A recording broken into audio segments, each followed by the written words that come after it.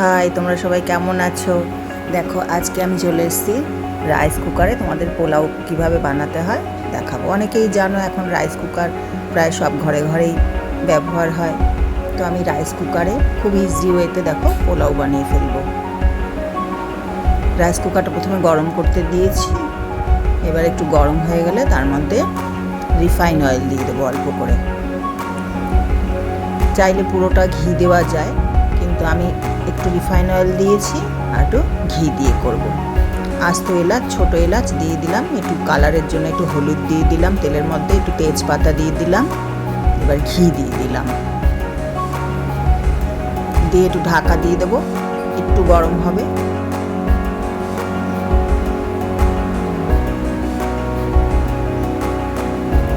তারপর দেরাদুন রাইস দিয়ে করেছি। দেরাদুন রাইসটা ভিজিয়ে, ওটা খানিকক্ষণ ভিজিয়ে রেখে জল ঝরিয়ে রেখে দিয়েছি ধুয়ে। এবার একটু কাজুটা দিয়ে দিলাম, একটু কিশমিশটাও দিয়ে দেবো, দিয়ে একদম ভাজা করব না, একটু নাড়াচাড়া করে চালটা ওর মধ্যে দিয়ে দেবো। 4 কাপ চাল আছে।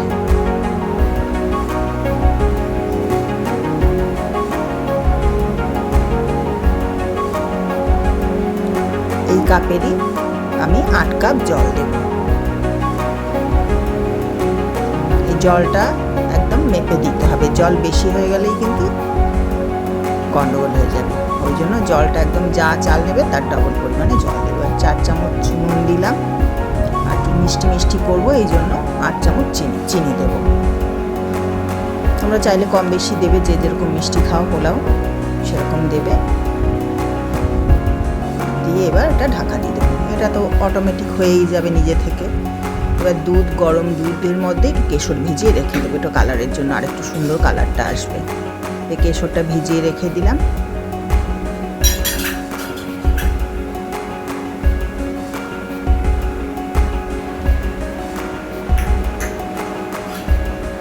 খুব সহজভাবে পোলাওটা রাইস কুকারে হয়ে যায়। এইভাবে প্রেশার কুকারেও করা যায়।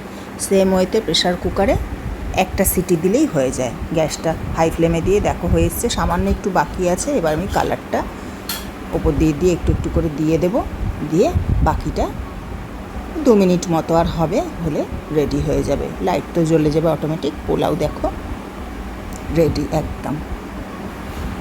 আগে আমার কাছে খুব কঠিন ছিল পোলাও করা, এখন একদম ইজি হইতে এইভাবে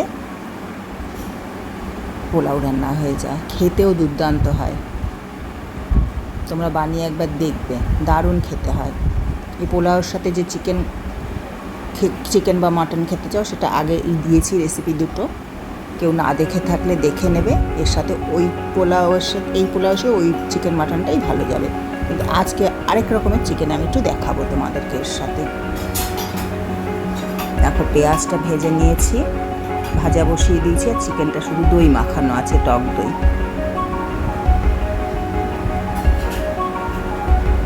এবার ক্যাপসিকামটাও ভেজে নিলাম, এর সাথে দিয়ে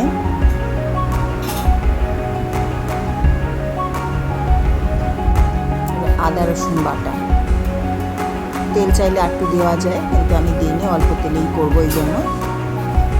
এবার ম্যারিনেট করা চিকেনটা দিয়ে দিলাম। এবার মিডিয়াম ফ্লেমে রেখে কাশ্মীরি লঙ্কার গুঁড়ো দিলাম।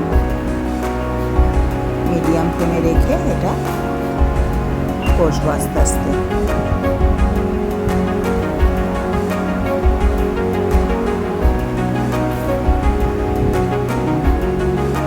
একটু হলুদ গুঁড়ো দিয়ে দিলাম।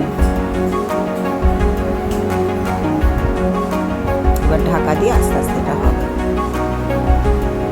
দেখো কষে এসছে। এবার বেবি টমেটো, আমার গাছের টমেটো, এগুলো একটু দিয়ে দিলাম, দেখতে ভালো লাগবে, অপশনাল, যা যদি দিতে না ইচ্ছা করে দেবে না। লঙ্কাটা, কাঁচা লঙ্কা তো আদা রসুনের সাথে বাটাই আছে, এবার আস্তে আস্তে লঙ্কাও দিয়ে দিতে পারো, যে যেরকম ঝাল খাবে। এবার ক্যাপসিকাম আর পেঁয়াজ ভাজাটা দিয়ে দিলাম, দিয়ে একটু কর্নফ্লাওয়ার আর ব্ল্যাক পেপার গুলে একটুখানি দিয়ে দিলাম, দিয়ে ফুটে উঠলে গ্যাস অফ। দেখো রেডি ক্যাপসি চিকেন আমি নাম দিয়েছি এটা। চিলি চিকেন তো অনেকেই করো, এইভাবে একটা নতুন